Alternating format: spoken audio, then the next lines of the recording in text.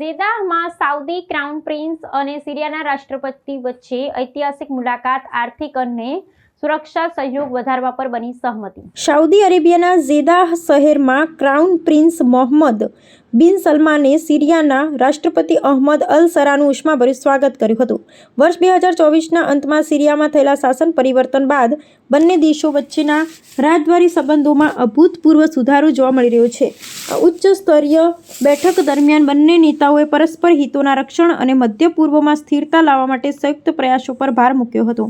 સિરિયાના રાષ્ટ્રપતિની આ મુલાકાત બંને રાષ્ટ્રો વચ્ચે વિશ્વાસ અને સહકારના નવા અધ્યાયનો પ્રારંભ હોવાનું માનવામાં આવી રહ્યું છે।